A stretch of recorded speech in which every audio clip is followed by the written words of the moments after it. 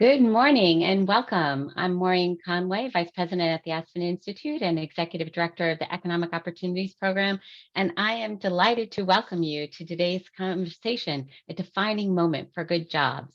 We're thrilled to have a great set of speakers with us here today, including Darren Walker of the Ford Foundation, Damian Dwin of Lafayette Square, April Verrett of SEIU, Dan Porterfield of the Aspen Institute, and Rachel Korberg, my partner at the Families and Workers Fund. We're so pleased to have leaders from business, labor, philanthropy, and the nonprofit sector in today's discussion, as we believe that good jobs are essential to a free, equitable, and thriving society, and that there's a role for all of us to ensure that all jobs are good jobs. In the interest of time, we'll keep introductions brief, but we have full bio information on our website if you'd like to learn more about these amazing speakers. And before we begin, I'll give a quick review of our technology. All attendees are muted. We very much welcome your questions. Please use the Q&A button at the bottom of your screen. We also encourage you to share your perspective. We know many of you joining us are experts in different aspects of this work. Please share your comments in the chat. We encourage you to tweet about this conversation using the hashtag #GoodJobs. If you have any technical issues during the webinar, please chat to us, or you can reach us at eop.program@aspeninstitute.org. This event is being recorded and will be shared via email and posted on our website. And closed captions are available for this discussion. Please click the CC button at the bottom of your screen if you would like to use those. And now it is my great pleasure to turn it over to Dan Porterfield to offer some opening remarks. Dan. Thank you, Maureen. Thanks everyone for being here.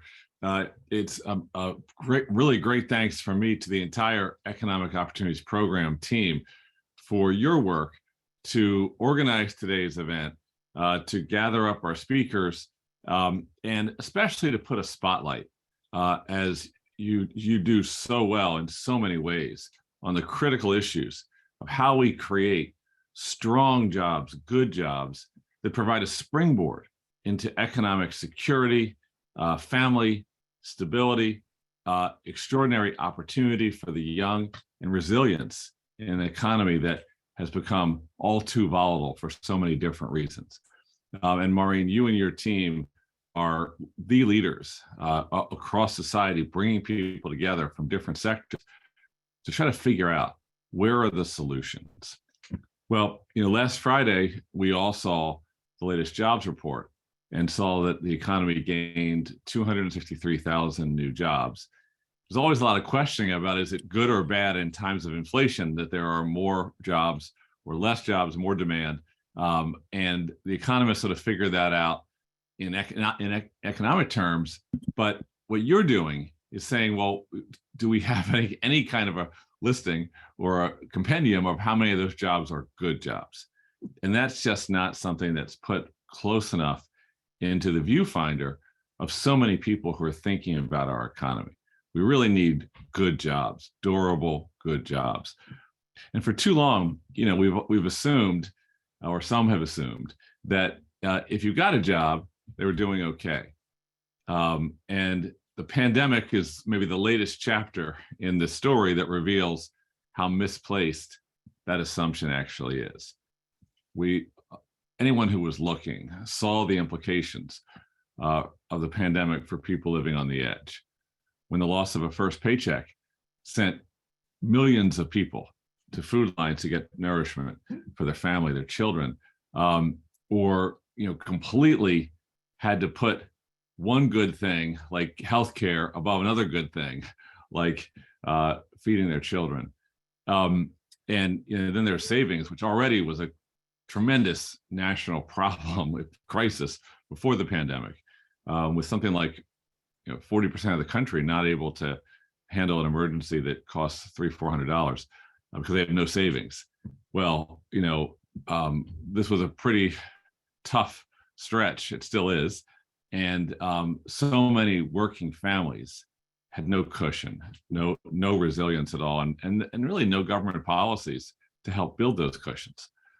And through the pandemic, and again today, you see extraordinary risks that people take as frontline workers, and there's a lot of goodwill, so much towards frontline workers. We cheer, we ring bells, we thank people so much. And yet, can we now step back and really do the planning that's needed in order to build models of good jobs that meet people's needs, healthcare, childcare, a living wage, the opportunity to speak for your rights at work, the stability families need. That's what this is about. And we know, and it's for years we've known, of course, that the burdens of low quality jobs fall most heavily on women and workers of color. And we know that overall economic mobility has declined. And we know that there is a rising group, an eroding middle class, if you will, 30, 40 years back would have had a good job. And today, those same duties don't actually provide the security that people need. And these are part of our ideals as a country, that if you work hard, you can support yourself and your family, you can invest in your children's education, you can propel your child into a life that provides for them the opportunity to develop the greatness inside of them because they've been well educated and because the economy has a place for them and a place where they can grow. This idea that our children have a chance to do better than we did has powered so many families, so many working families. And if working families don't believe in that story anymore because it's not true for them, it's divorced from reality, then everything else that we take for granted in our country as a functioning democracy and a thriving, pluralistic, multiracial society, all that starts to crumble as well. Committing to good jobs is a foundation of rebuilding the American dream and rebuilding the public trust in our democracy and our institutions. Democracy has to deliver, is what our great Aspen Institute trustee Madeleine Albright would say again and again. And today, delivery means, among a few other things, certainly an economy that provides good jobs. Well, Maureen and her team build programming on the premise that we all need to work together. Businesses, labor unions, makers, educators and advocates, philanthropists, activists, everyday people going to work every day, wanting more for their families and for their lives. We all have a role to play in advancing good jobs and building a strong, resilient, inclusive economy, which is one in which everyone can thrive. Maureen, Rachel, I want to thank you for the work you've been leading to pull so many together, all these different strands coming together as a great cord to pull us forward. Thank you for what you're doing to build this concise and compelling statement that defines good jobs, a shared goal for all of us to work towards. I look forward to today's conversation. Let me now pass it back to Maureen. Thank you, Maureen. Thank you, Dan. Really appreciate that. And now I'm just going to quickly turn it over to Rachel Korper, the extraordinary leader of the Families and Workers Fund. Thank you, Rachel. Thanks so much, Maureen and Dan. So I'm going to be brief, but let's ground ourselves. Last year, more than 40 million people quit their jobs in search of a better job. And this was called the Great Resignation or the Great Renegotiation. Many employers face challenges in hiring enough workers, and job quality, this quest for good jobs, it's already a transformative force shaping our economy and our labor market. And yet, until now, there was no broadly shared definition embraced across sectors of what these workers intuitively knew they deserved and were seeking out.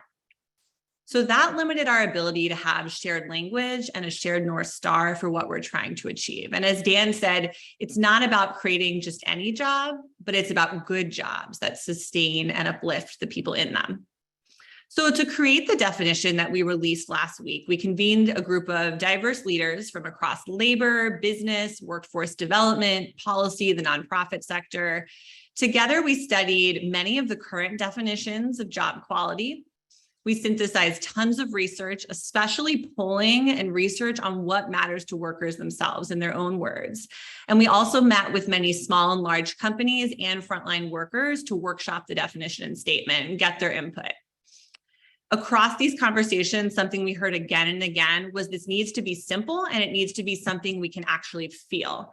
We can't have 50, 100 different indicators. It's got to be something we can eventually operationalize and use to guide action.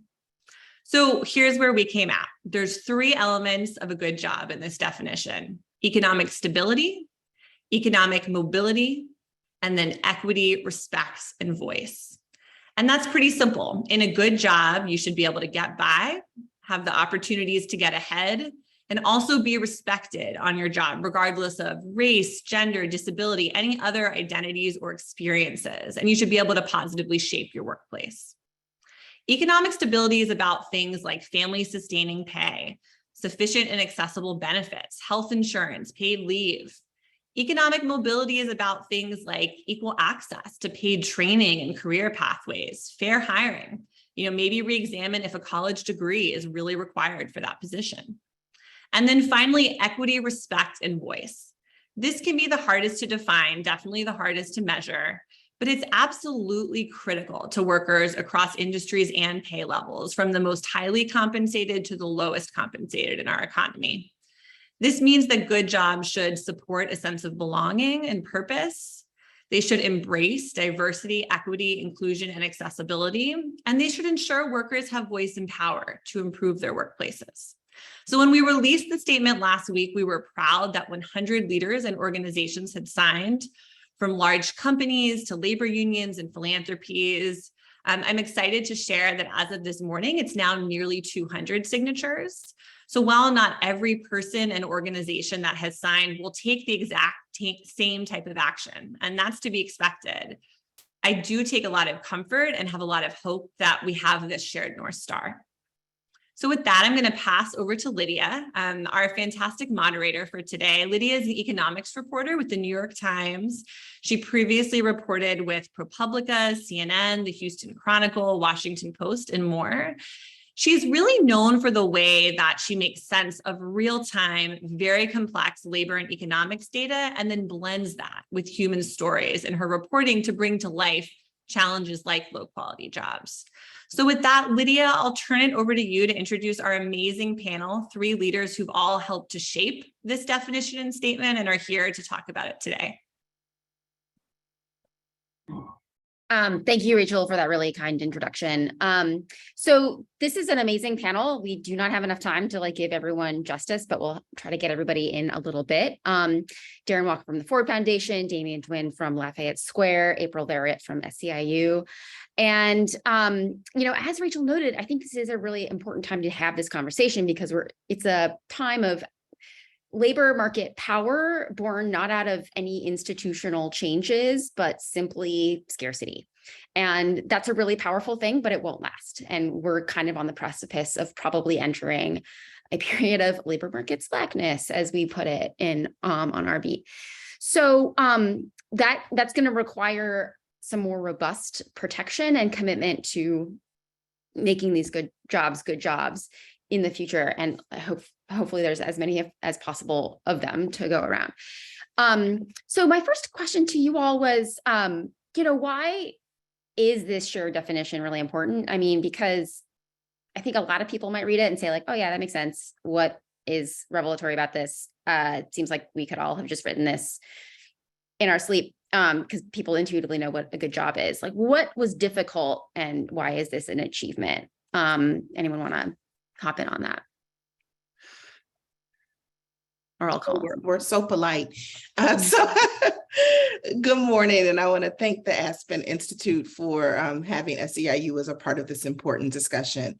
I will start, Lydia, by saying I don't think it's that intuitive. I don't think that, I think it is totally subjective for many people what a good job is. And so having a definition that we can all have a shared understanding and have a goal that we are all working toward together to make sure all jobs in this country are good jobs, I think is really, really important.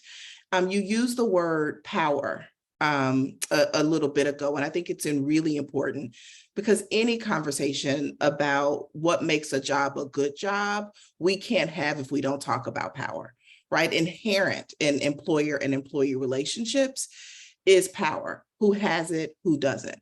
And I think what us defining a good job means for us in the labor movement is that workers have an opportunity to realize and utilize their own power to be self-determinative as workers, to make sure they have some voice and a seat at the table to help determine and drive for themselves what's a good job in this economy. So really proud to be a conversation in this work to hopefully move us toward a more equitable society where a good job is attainable for all workers.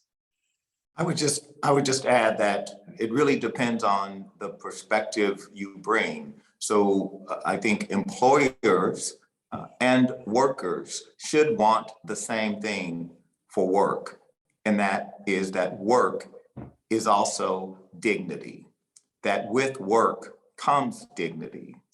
And you have to, in our system, calibrate the employer owner, shareholder, with the worker and center workers and dignity.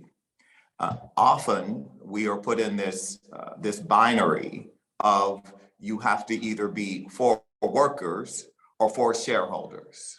I believe that's a false binary. I believe that binary is what has contributed to the growing inequality we have in this country. And so part of the reason it was important to be very clear about this definition is hopefully to also have employers agree, because most workers will tell you what they simply want from their work is to have a livelihood that allows them to live with dignity. It is not a dignified livelihood or existence in this country to work full time and still be poor, as we have millions of workers in this country who still rely on public assistance to be able to make ends meet. This is what it's about. Thank you, Damien. Did you have any thoughts on that? I think that was a mic drop, so I'll hang out for the next question. Fair enough. Fair enough. So a lot of people in this Zoom have been fighting for aspects of things included in this statement for a long time, and so I'm wondering what more can be done. What do you envision happening to try to operationalize some of these principles, that may not have been done before, right? It's like, it's not for lack of trying that people have been asking for things like retirement security, higher minimum wages, union voice. So does this need a legislative push? Are you just going to shame companies into providing better jobs? Because I think, in my experience, a lot of this is about certain sectors and certain big employers. There's crappy jobs in all parts of the economy, but really the majority of them are in places where wages have been depressed for a long time. So I'm just curious to know, what do you guys think? And maybe this would be a good one for Damien to jump in on as a sort of person in touch with companies all the time. How is this going to get you to the next level of achieving all these things? Well, I really want to double click on your use of the phrase, place. What we know from the data is geography, place matters in determining outcomes for human beings and corporations. They're inextricably linked. This data has been tracked by the government in meticulous fashion as part of the census since the Kerner Commission met and CRA was passed. So we know what census tracts or zip codes in the United States are starved of capital and economic mobility. They're defined as low moderate income places. And to get technical for just half a second, all that means is that the area median income in these places is below 80%.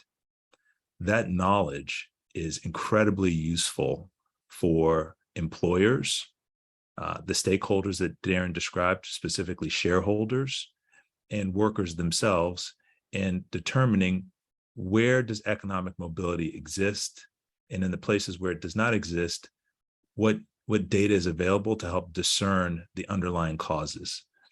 Having language like a good definition of good jobs provided to the system is helpful, because I believe with optimism, there's a path, Lydia, to have, Ron DeSantis and Elizabeth Warren at the Thanksgiving table together, toasting each other on how the system was bent in a way to help human beings. Without the vitriol and the negativity around ESG and anti-wokeness and all of this stuff, we actually can get to really specific practical things that help all corporations center human beings. When I drill down, I see above all else a benefits gap in the United States. We have a vibrant, established 401k retirement system, and we have really expensive healthcare in certain states for certain workers. But we know private employers aren't getting it done. The government is not getting it done. Labor is suffering, which helps explain the lack of productivity and the turnover we're seeing. Getting to a place where we have common knowledge and shared values and try to close the benefits gap, I think will go a long way toward helping the system. Liddy, I think the root here is a larger ideology that we've bought into in this country for the past 50 years.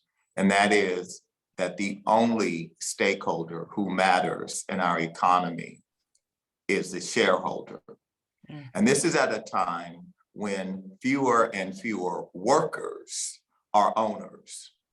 My grandfather, who was a semi-literate, third-grade educated porter in an oil company in Texas, although he was not highly educated, he was an owner. He received an old-fashioned profit-sharing program that allowed him, when he retired, to, with his Social Security, live a life for the rest of his life with dignity. Those programs that allowed workers to be owners in most corporations have been terminated. We know the research, when workers are owners, they are more productive. There is higher level of satisfaction and retention, and there is more mobility. So we need to think about that as one of the ways in which we can return to achieving the kinds of elements of stability, of mobility, and then of voice, because it is very important that we, as April said so well, that we address the issue of voice and power and participation. All of these elements are essential to the larger objective of making work for America. We have been in this country for over 200 years in a system of the tension between capitalism and democracy. This is healthy when it's balanced, but when it is imbalanced, democracy loses. America can't be America if democracy loses. And so no matter how few of us get richer, if more of us are poorer, America can't be America and won't be America. And the implications for our democracy are profound. Yeah, and if I may add to that, we cannot have a conversation about good jobs without realizing, owning, and really understanding that good jobs are union jobs, period. And to that, we have to seek to transform all jobs in this country so that workers can have the opportunity to have voice, to join together collectively with their coworkers. And the reality is today, all workers in this country don't have that opportunity, whether it's because employers stand in the way or because the system isn't designed to allow that to happen. So I think we have work to do to really think about how we open our imaginations about worker voice, about workers being able to come together collectively to form organizations. And in that, we have to center those of us who are least likely to be able to have a union, and those who are most likely to not have a good job. And that's women, that's people of color, particularly Black and brown people, and that's immigrants. And so in this conversation, we have to look at the parts of our economy where these folks like me, right? What jobs do we have, and how do we begin shaping those jobs to be good jobs? Yeah, so a lot of this makes me think about what happens when providing good jobs is just more expensive for companies, right? Like there is a case that providing good jobs pays for itself, right? Like in worker productivity and happiness, retention.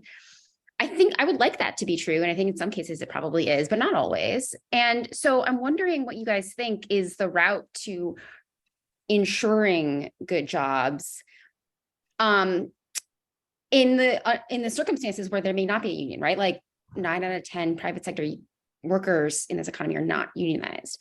And that may increase, right? But is this a question of laws and regulations?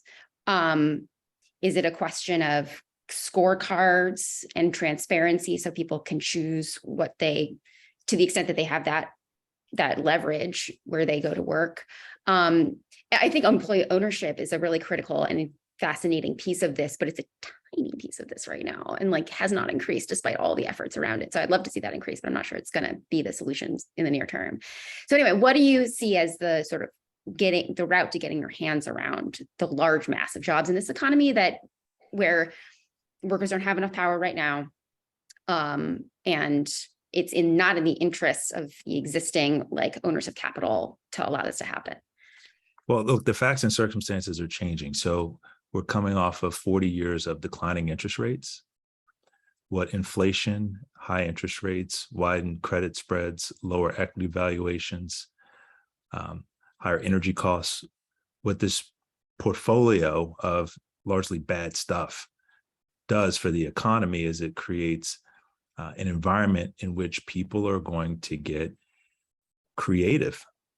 Everyone's going to have to innovate, and we're already seeing some change. For example, there are firms that will actually provide a lower cost of capital to employers that provide data on how they're doing the right thing by their workers. Think about getting to a place where there are economic incentives for corporations to do right by their staff, because the capital markets in their self-interest recognize having lower turnover, higher worker productivity, positioning the employer to be more attractive to attract talent in this competitive environment is good for your financial investment. It improves your recovery in the event of default. It improves the chances of earning profits. So I think you can find, there's a push-pull dynamic here. It's one thing to have people of goodwill doing the right thing. It's something else to have people who are desperate to reduce attrition and looking for ways to boost productivity, and recognize if they double click on things like benefits, they can actually see better outcomes for the institution. So that creativity, those juices are starting to flow. And I think it begins with leadership from people like, of course, Darren and April, who have bully pulpits, as it were. But I also think it starts with owners in places that we know are underserved and often overlooked, recognizing the system doesn't work and they have to come up with some new stuff. And there are people out here looking to give them incentives to do that new stuff. And Lydia, I would say actually to challenge your statement, there has not been much activity around, for example, ownership and many of these other elements. The activity have been choices we have made. So just to be clear, we are in the situation we are in, growing inequality, fewer people feeling stable, fewer owners in this country among workers, because we have designed a system to get us what we've got. It should not be a surprise to us that we have the level of inequality we have. When policy choices were made to design in a system, in an economic system, in a work system, an employment system that benefited shareholders, benefited those who were wealthier, and more privileged in the economy, and compounded the disadvantage of, particularly as April said, people of color, working class white people, people with disabilities have all been disadvantaged in this system as it has been designed. So it is hard to imagine how we undo this without some policy intervention that addresses the problem we've diagnosed. Yeah, I believe policy intervention, as Darren talked about, is extremely important. But I also think the corporate actors in this country, and really their global corporations, have to step up to the plate, right? We are seeing workers across the country. In polling, workers, unions have higher approval ratings, more people want to join unions, more people are interested in figuring out, hey, what's that union thing all about?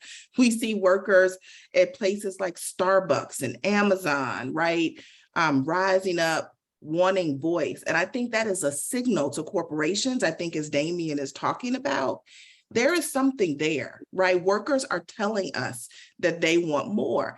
And I have to say, the economy, our system in this country was built on chattel slavery, right? From the very beginning of this economy, it was designed about how do we maximize profit without paying people anything.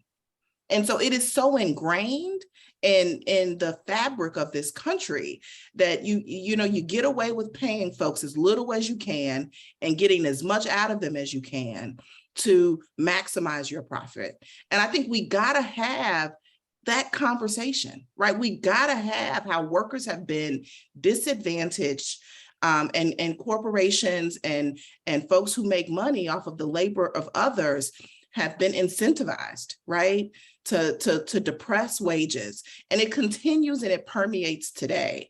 And I'm in Los Angeles, right? And the city feels like it is a powder keg. I mean, I'm sure many of you have been watching this unfold. Like, we gotta really start having the real conversations about workers, about our communities, about what pits us against one another, if we're gonna get to a different place, not just for workers, but for all of us, because we all won't succeed if we don't come together and figure out a different path forward. So there's a lot of good questions coming in on the chat and the Q&A. So keep those coming in. What I'm seeing is a lot of requests for specifics, right? Like if you were to, if we've built, as Darren said, a system that has led us to this place of insecurity and inequality, et cetera, like, what are two things that you think would be most important to do? One person suggested, like, is it economic development incentives, right? We throw a lot of money at companies to come to places. And usually it's about, there's a job requirement and there maybe is a wage requirement, and that's sort of it. And it doesn't include like everyone's subcontracted workers. So, what are the, I think we've all stipulated like policies needed for large scale change. Again, many people have been fighting for a national paid leave program and that kind of thing for a long time. So if you were to pick 1 to 2 really the most important policy changes, what would they be? Well, I'll go obviously, first. the larger benefits that you've talked about around paid leave and is critical. But I also think that the ways in which the incentives in the corporate tax codes are written have a huge impact here. For example, a company receives more for investing in a robot than it does in a human being. So the way depreciation, the way you over time take the cost of that investment versus investing in an actual worker disadvantages and disincents the company from investing in workers, in people. So I think we need to look at the way the tax code is written and really get into the granular ways to incent and encourage investment in people. And I will also come back to what I always say about ownership. Because when we look at the Black, white, brown wealth gap in this country, it is significantly impacted by the lack of intergenerational assets that white Americans have accreted over generations, certainly since the public policy behind the GI Bill that created a generation of middle and upper middle class white Americans that did not do the same for African Americans. So I think that we have to, if we look at just those two policies, but I'll also say that while I agree with April on the challenge of this country's history, we had a period of time in this country when we started to see, for the first time in this country's history, mobility, economic and social mobility for African Americans.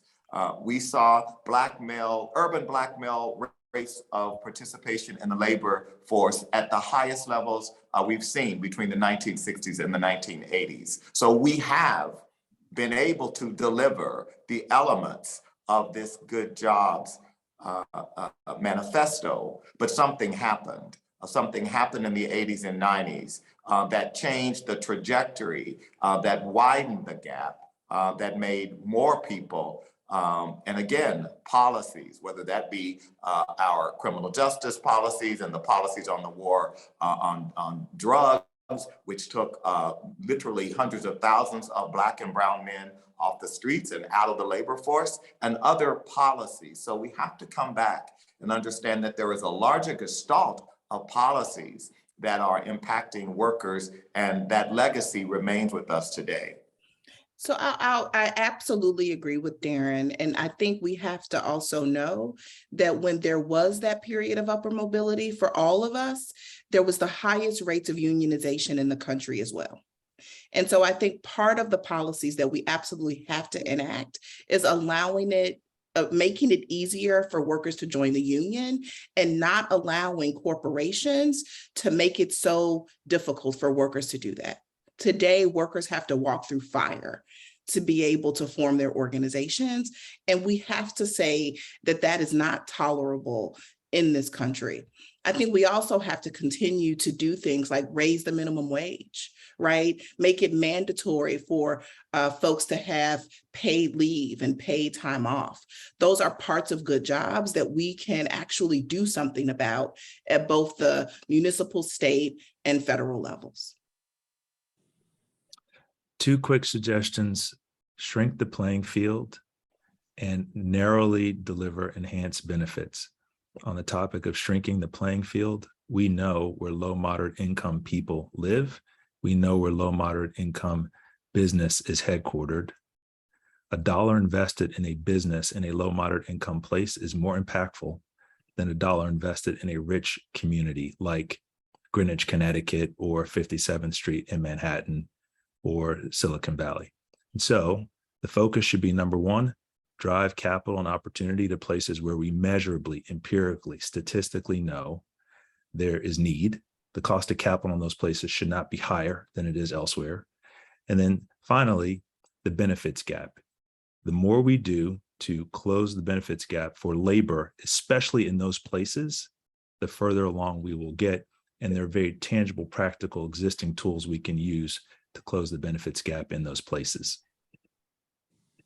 Great. I love the concrete suggestions here. We're getting to the end of our time.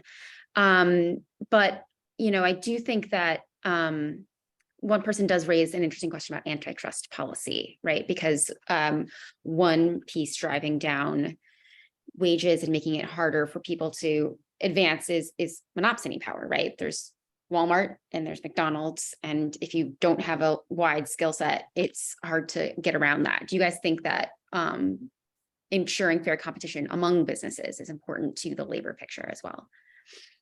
I mean, it's essential, Lydia, and there is very clear evidence that over time, our Justice Department has taken a different approach to the issue of monopoly and antitrust.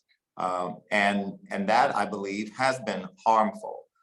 It's been harmful as the technology sector has grown without significant regulation, so much so that the actual public interest, our public's interest in this new sector has been completely defined by the private sector. They've told us what the public interest is. And so absolutely, we have to address the issue of monopolies. And I think you see across polling across political parties, geographies, regions, et cetera, significant concern about the sector that is, I think, clearly the most egregious in regards to this question of monopoly. Great. Unless anyone else has any burning comments, I think we have to leave it there. But thank you all for this conversation. There's a lot more to talk about. So hopefully we'll get that chance in the future. Thanks, Thank Lydia. you so much. Well, thank you all. That was fantastic. Really appreciate it. Thanks so much to the audience for your tremendous engagement in this conversation. I want to say that this conversation is not the end.